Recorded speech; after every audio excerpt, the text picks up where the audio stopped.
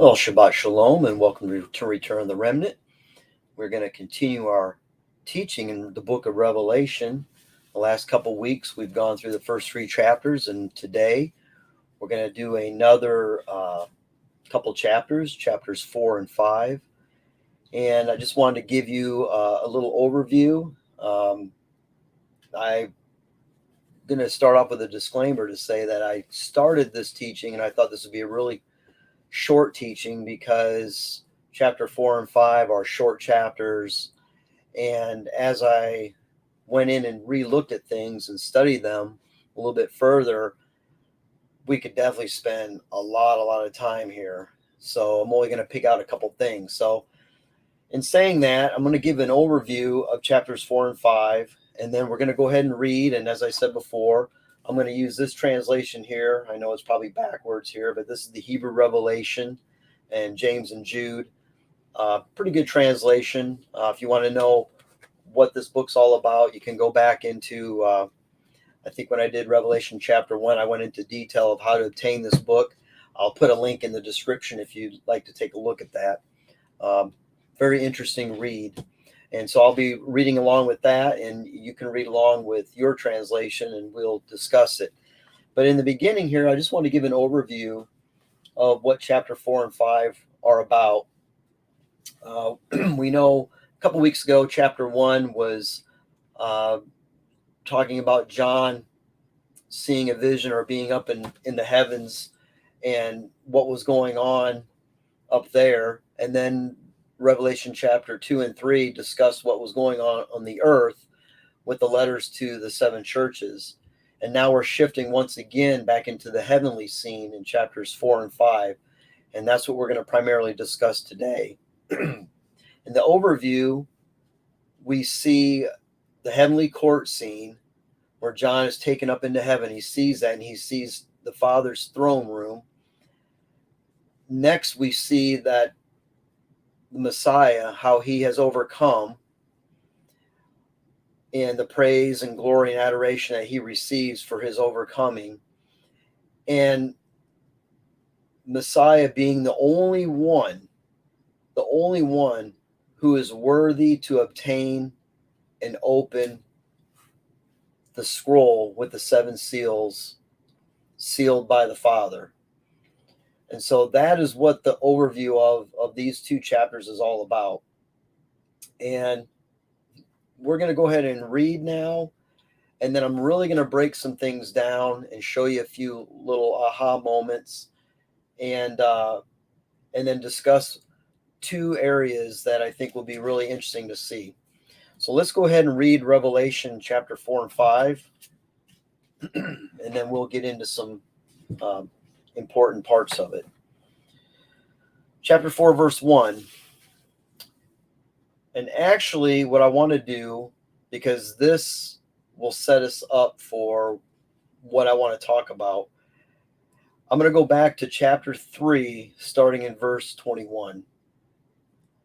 Yeshua says here to the last church, he says, "Whoever overcomes, to him I will give to sit down with me by my throne, like I overcame and sat down with my Father by his throne." That's key. Keep that in mind.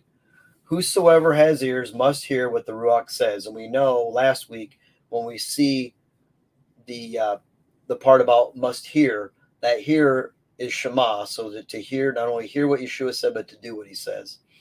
Chapter 4, verse 1. And after this, I saw that a door was open in the heavens, and the first voice which I had heard, that spoke with me like the sound of a shofar, said to me, "Come here, I want to show you what will happen after this." And forthwith and immediately the Ruach HaKodesh rested on me, and I saw a throne sitting in the heavens, and one sitting on the throne.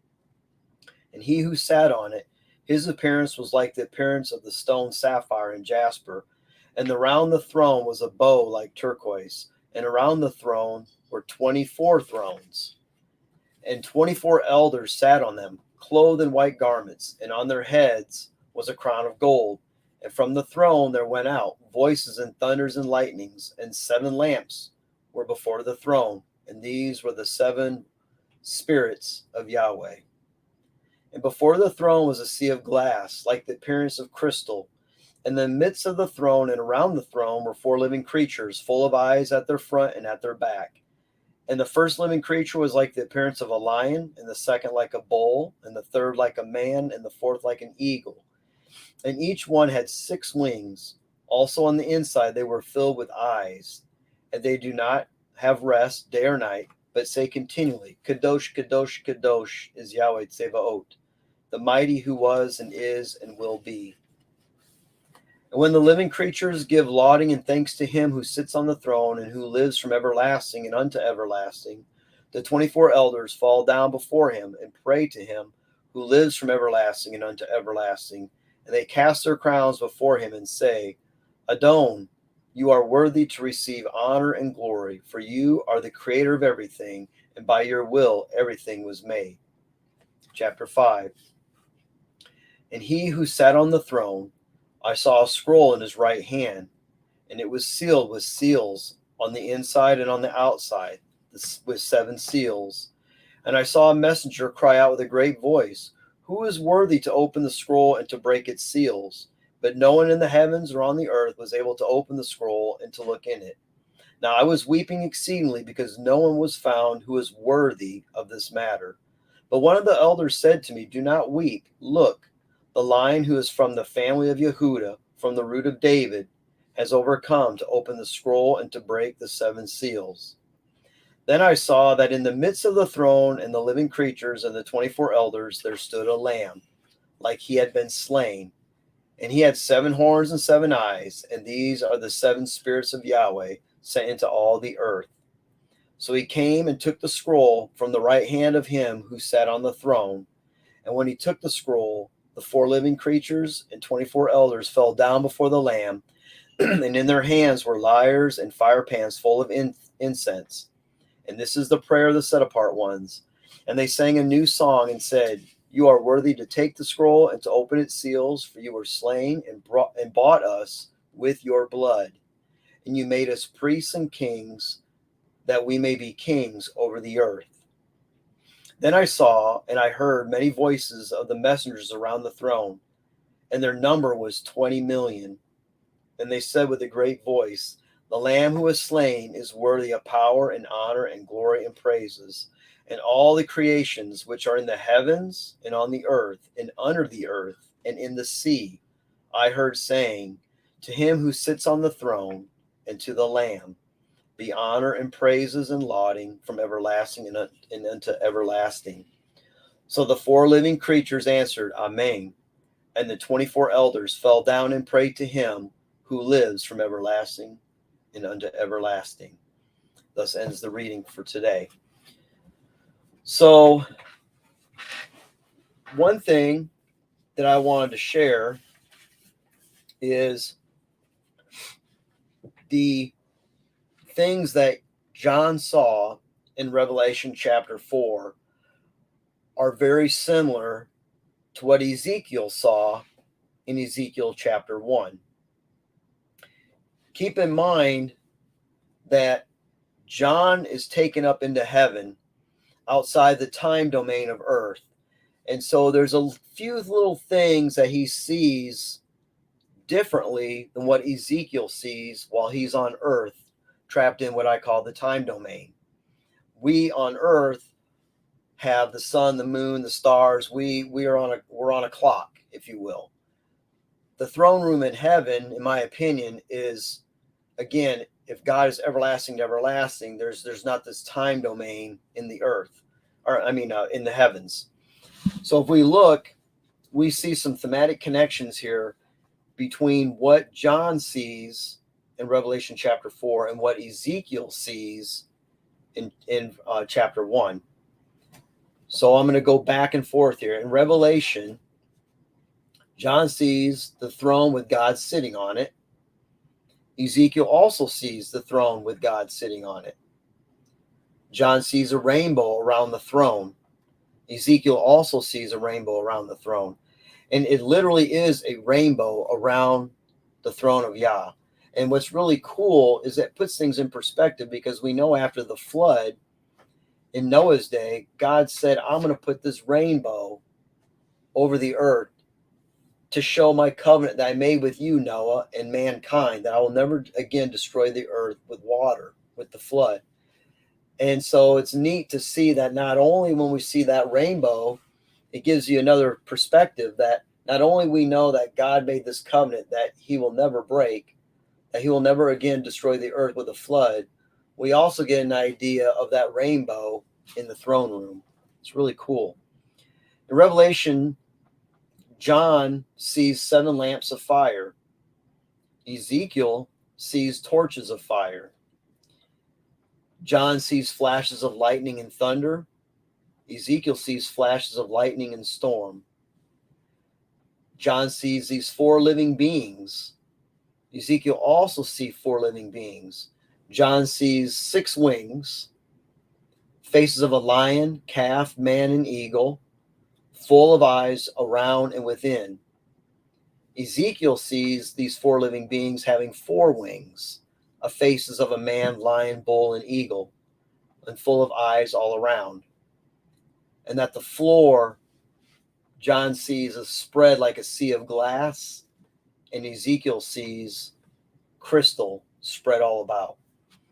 So very, very interesting that there's already in the Old Testament, Ezekiel had a chance to see the throne room, if you will, but John got a better perspective because he was allowed to come up into the heavens, outside of the time domain, into another dimension, if you will, and see things even more clear, which I think is pretty interesting. There is also some thematic connections. I don't know if you're aware of chiastic structures, thematic connections, parallelisms. It's another tool I think that Yahweh uses to help us see things in Scripture in a deeper level. I'll put a link to that because I'm not going to be able to spend a lot of time on that. One person who is a champion of that is Tony Robinson. I think his website is Restoration of Torah. I'll put the link in the description so you can go check that out. I think it's very, very interesting. So what I want to discuss today is, first, we're going to talk about Yeshua being worthy. Yeshua being worthy. If we go to Romans, let's see if I can move my thing around here, okay? If we can go to Romans chapter 5, down here at verse 12, Paul writes, speaking of Adam, therefore, just as sin came into the world through one man, and death through sin, and so death spread to all men because all sinned. We know that Adam's job, Adam was the one in charge of the earth. The way I see in Genesis, God placed Adam in the garden to guard the garden, to take care of the garden and to guard the garden. And I believe that Adam failed in doing that. He was usurped by the Nachash, the serpent in the garden, who I believe was Satan, or Hazatan, however you want to look at that. And because of that, he forfeited the deed to the earth. And we're going to get into more of that scroll, just how profound that scroll is. And so Adam is basically considered the first. He's the first man, and he's the one who sinned. Because of that, Hazatan obtained some authority over the earth, if you will. We know this because in Luke chapter 4, Yeshua did not rebuke him concerning what he said here. During the 40 days when Yeshua was tempted in the wilderness, the second thing that the devil said to Yeshua, it says the devil took Yeshua up and showed him all the kingdoms of the world in a moment of time. And he said to him, to you I will give all this authority and their glory, For it has been delivered to me, and I give it to whom I will. So to me, this proves the fact that what Adam had, he lost it through sin. It was then temporarily given to Hazatan, but not in the fullness. He still is under, what Yahweh is willing to allow him to do. But he basically is in control of the world, if you will. Okay, saying that loosely. We know God's in control of all things. So this is one reason why we read about in Matthew. This makes it even more profound when you read in Matthew. He says, "For the Son of Man came to save that which was lost."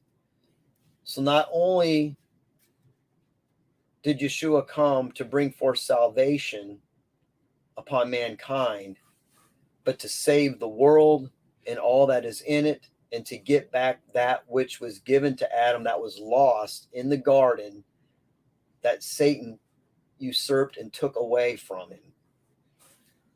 If we take a look in John, it gives you a little more detail. In 1 John chapter 3, John writes in verse 8, "Whoever makes a practice of sinning is of the devil, for the devil has been sinning from the beginning. The reason the Son of God appeared was to destroy the works of the devil." So, again, as I said before, the first Adam failed, and because he failed, sin and death entered the world. The second Adam, that's Yeshua, he succeeded where Adam failed. He overcame and he conquered. So he succeeded where Adam failed. He overcame sin and death, and he conquered the devil. He destroyed the works of the devil. If we go and see what Paul says in 1 Corinthians 15, see if I can get to it.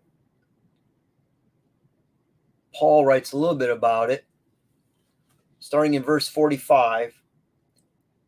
"Thus it is written, the first man, Adam, became a living being. The last Adam became a life-giving spirit. But it is not the spiritual that is first, but the natural, and then the spiritual.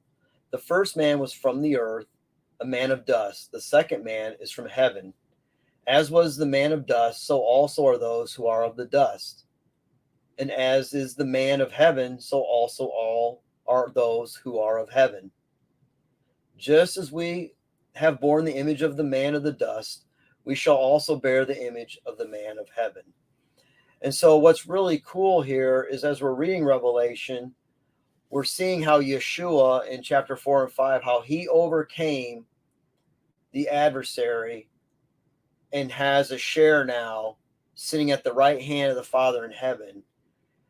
And next week, we're going to go into the seals in chapters 5 and 6, but then we're going to have another break in chapter 7 to show we who overcome are going to partake of some of the same things that Yeshua is partaking of here in chapters 4 and 5.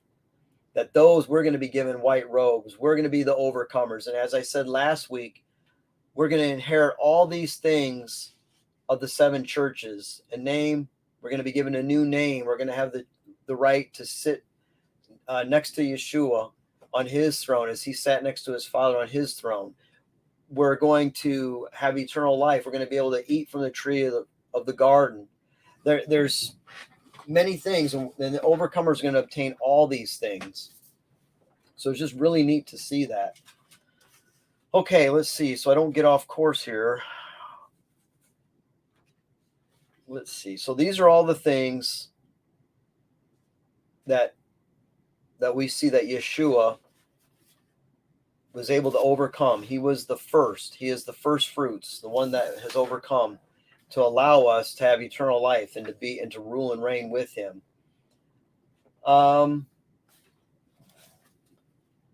So now let's talk about these 24 elders. let's talk about these 24 elders. Actually, let me see here. I'm going to pause this for. Okay, just had to get my information lined up right. So, who are these 24 elders and why do we see them up in heaven? So, in order to understand that, we need to go to Matthew 27. Matthew 27.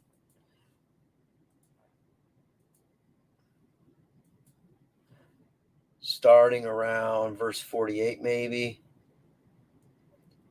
No, I'll start with verse 50. So while Yeshua is crucified, at the end of his crucifixion, it says in Matthew 27, verse 50, and Yeshua cried out again with a loud voice and yielded up his spirit. And behold, the curtain of the temple was torn in two from top to bottom, and the earth shook and the rocks were split. And now key in on this verse. The tombs also were open, and many bodies of the saints who had fallen asleep were raised. And coming out of the tombs after, not before, after his resurrection, who? Yeshua. And coming out of the tombs after his resurrection, they went into the holy city and appeared to many. So, a couple things we need to see here. We need to talk about. Yeshua cries out with a loud voice, gives up his spirit, and a few things happen. In the tombs that I believe that were on the Mount of Olives, because that's where I believe Yeshua was crucified, and I have a whole teaching on that discredits him being crucified to the north. He would have been crucified to the east on the Mount of Olives, directly facing into the temple, that our Father's house could look up. The Father could see up on the Mount of Olives, Yeshua being crucified. That's the reason why the temple faced east. That's why it was important for it to face east. The Mount of Olives was also called the Mount of Offense. This is where Yeshua was crucified. It's where the Mifgad altar would have been, of the ashes of the red heifer, to wash away the sins and impurities of Israel. Yeshua is also is a figure of the red heifer as well. He would have went out through the Mifgad gate, which faced east, which went around across the Kidron Valley. I've been over there in Jerusalem several times. I've seen it. I really feel that the Father showed me a place when I was there, one of the first times I was there, where you could literally have a vantage point up on the Mount of Olives and be able to look onto the Temple Mount and to be able to see these things. And that the high priest at the time, Caiaphas, they could have also have looked up anyway, I don't want to get on a tangent here, but anyway, up on the Mount of Olives where Yeshua was crucified, many grave sites are on that mountain. And there's a rabbinic teaching. I mean, obviously we know in Revelation 14, when Yeshua returns, when the Mashiach returns, he will put his feet on the Mount of Olives, and the mount will split in two. And even in Judaism, there's many Jews who want a piece of that real estate. They want to be buried right there at the coming of Yeshua. And so anyway, these tombs of the saints, it says many bodies of the saints who had fallen asleep were raised. So let's take a look at that. Who would we consider a saint in the Old Testament? Well, I could say Moses was a saint. Abraham was a saint. Probably Elijah was a saint. You could take your list, take a whole list of names, and I'm sure you could come up with 24. They may not be the exact same 24, but I believe that these people, Yeshua took up into heaven on the feast of Rashi Katsir, the first fruits. So let's talk about that. And I'm going to try and play this out, and hopefully you can follow along.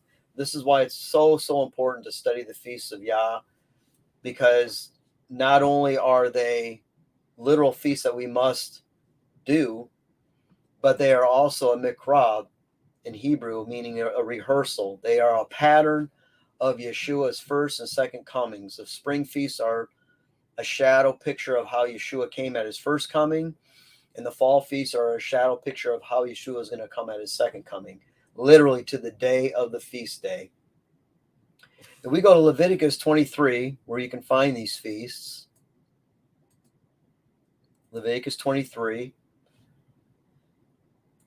Just for a little context, I'm going to go back to verse 4. These are the appointed feasts of Yahweh, the holy convocations, the Mikra, which you shall proclaim at the time appointed for them. In the first month, on the 14th day of the month at twilight, is Yahweh's Passover.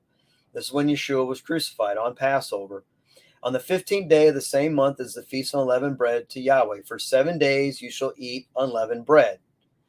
On the first day you shall have a holy convocation. You shall not do any ordinary work, but you shall present a food offering to Yahweh for 7 days. On the 7th day is a holy convocation. You shall not do any ordinary work.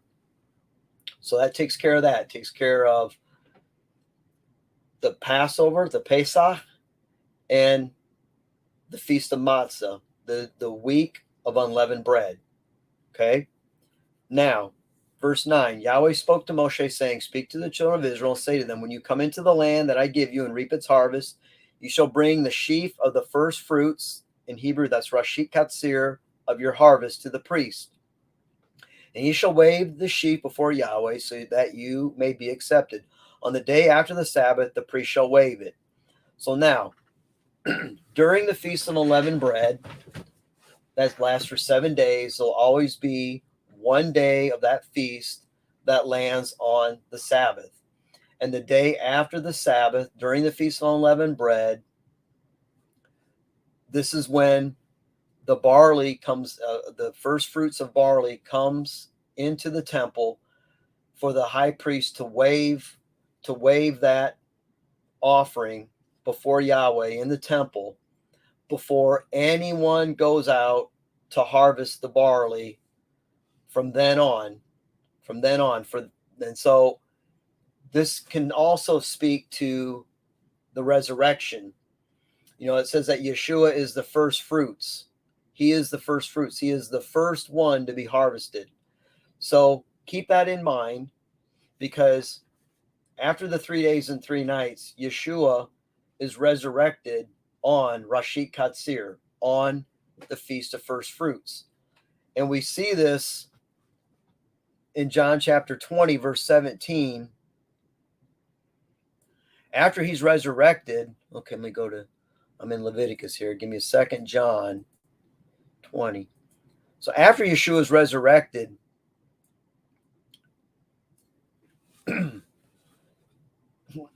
after he's resurrected, Mary's trying to figure out, she sees the empty tomb. She doesn't know where Yeshua is. She wonders where he's at. And all of a sudden, this man calls out to her and says, Mary. And John 20:16, Mary turns and says, because she recognizes Yeshua, and she says, Rabboni, which means teacher. And John 20, verse 17, Yeshua says to her, do not cling to me, for I have not yet ascended to the Father, but go to my brothers and sisters and say to them, I am ascending to my Father and your Father, to my Elohim and your Elohim. And so what I believe happens here is that Yeshua is going to ascend before the Father as the first of the first fruits. And he is going to take these saints and present them in his heavenly Father's temple. So just as on earth, as the high priest is presenting on that very same day the first fruits of the barley harvest in the temple, so too Yeshua is presenting before his Father the first fruits, him being the first fruits, and then the saints that he brings up. It's in that order. So if you will, it's almost like a resurrection of those saints. I believe there's more than one resurrection that we read about in Revelation, but I'm not going to get into that today. So let's continue with this. So now we have the saints being presented before the Father. on the day of first fruits. So now we're in what's called the counting of the Omer, and there's 50 days starting at Rashi Katsir and ending on Pentecost, but it's really the real name for it in Hebrew is Shavuot. Okay, it's the Feast of Weeks. It's you count 7 weeks, and those when those weeks are done, the day after is the 50th day, which is the first day of the week, and that is Shavuot. So let's continue keeping this in mind. If we go into Acts chapter 1, we see that in verse 3, Yeshua now is speaking to his disciples and he's allowing them to touch him. We see that several times. He tells Thomas, this is after presenting the first fruits in heaven. He comes back to earth and he's, talking with the disciples, and he allows Thomas to touch him, where before he tells Mary, don't touch me. But yet now, after performing that service in the heavenly temple, Yeshua is able to allow people, I believe, this is my opinion, but he's able to allow them to touch him. He tells Thomas, doubting Thomas, hey, touch where I was pierced and see, do you now believe? And so now we see for 40 days, Yeshua, it says in Acts chapter 1, verse 3, he presented himself alive to them after his suffering by many proofs, appearing to them during 40 days. So during the counting of the Omer, for those first 40 days, he is appearing at times to his disciples. We had the road to Emmaus. We had the appearing to Mary, also to the disciples. And on that 40th day, when we read about it in Acts chapter 1, it says he tells his disciples to stay here until Shavuot. Stay here until Shavuot, where you will receive the gift of the Ruach HaKodesh, the Holy Spirit. In verse 6, it says, so when they had come together, so the disciples and Yeshua, the disciples are asking Yeshua, Lord, will you at this time restore the kingdom of Israel? Verse 7, Yeshua says to them, it is not for you to know times or seasons that the Father has fixed by his own authority, but you will receive power when the Holy Spirit has come upon you, and you will be my witnesses in Jerusalem and all Judea and Samaria and to the end of the earth. When he had said these things, as they were looking on, he was lifted up, and a cloud took him out of their sight. And while they were gazing into heaven as he went, behold, 2 men stood by them in white robes and said, Men of Galilee, why do you stand looking into heaven? This Yeshua, who is taken up from you into heaven, will come in the same way as you saw him go into heaven. So keep that in mind. 40th day, Yeshua is now ascending into heaven. Let's go back to Revelation.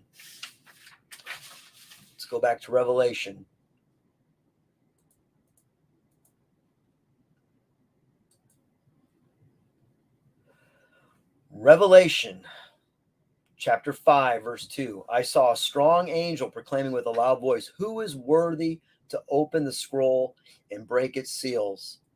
And it says, no one in heaven or on earth or under the earth was able to open the scroll or look into it.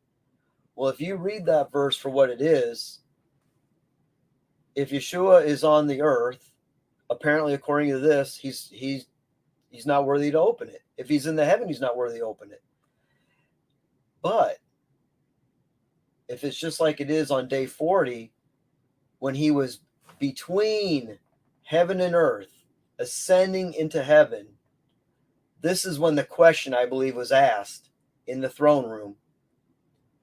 And then one of the elders in verse 5 said to me, weep no more. Behold, the Lion of the tribe of Judah, the root of David, has conquered, so that he can open the scroll and its 7 seals. And here, all of a sudden, we see in the throne room the Lamb, Yeshua being the Lamb, as it had been slain. So that's what I believe happened. I believe we had the crucifixion, the tombs being open, but not until after Yeshua was resurrected first, before any of the saints could be resurrected. And then once that happened, Yeshua on first fruits went up as high priest to offer the saints before the Father. That, I believe, happened. And out of those saints, there were 24 elders that now are sitting in the throne room. We have to remember this is outside the time domain. You know, when John is being up into heaven, he's looking in the past, he's looking in the future, he's looking at that very moment.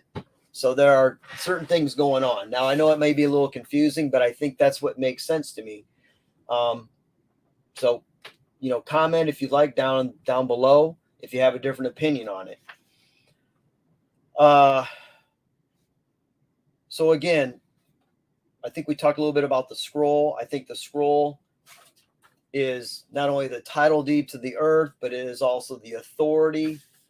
It is the kingship. It is the covenant. And all those things were what was going to be given by the Father. And we know when Satan was in the garden, he usurped the authority. He went around a back door. He wanted to take that, but he can't open it. Only one is worthy to open it, and that is Yeshua, the Son of God. He's the only one that's able to open it. And we know if we look in Isaiah chapter 14, speaking of Hazatan, he said, look, I'm going to be like God. I'm going to ascend. I'm going to be over heaven and earth. And he even says it later that, hey, all these kingdoms are given to me, and I can give it to whoever I want. There's no debating that. But that's one reason why Yeshua came, was to restore that which was lost, to pay the penalty of sin and death that the first Adam committed, restoring us back to the garden, being our king, and having the authority over heaven and earth. And that was given to him by the Father. So I think that is all I have for notes. I'm sure there's more. I'm sure I'm forgetting it, but I only wanted to pick a couple things because there is a lot more to talk about. So that gives you an idea where the 24 elders came from and how the sealed scroll represents authority, covenant, and rulership. And it's Yeshua, the one who is worthy. I see something over here in my Bible that I put notes in a couple years ago that I think is interesting too. In chapter 5, starting around verse 12, when it says, worthy is the lamb that was slaughtered. And take a look at this. Here are the sevenfold blessing, or even the seven spirits, if you will, to receive power and wealth and wisdom and might and honor and glory and blessing. Sevenfold. Then I heard every creature in heaven, on earth, and under the earth, and in the sea, and all that is in them, singing to the one seated on the throne, that's the Father, and to the Lamb, Yeshua, be blessing and honor and glory and might forever and ever. And the four living creatures said, Amen, Amen, and the elders fell down and worshipped. So there's a lot going on in that throne room. But Revelation 4 and 5, there's a lot of stuff going on here. But I thought if I could just break it down into the importance of the seal, the title deed of the earth, if you will, and all that is in it and above it and on it, and also how the 24 elders came to be. To me, that's the most logical explanation that I can give. Are these salvation issues? No. But nonetheless, that's still all this is important. And we're going to get in next week into the seals of Revelation 6. Yeah, Revelation 6.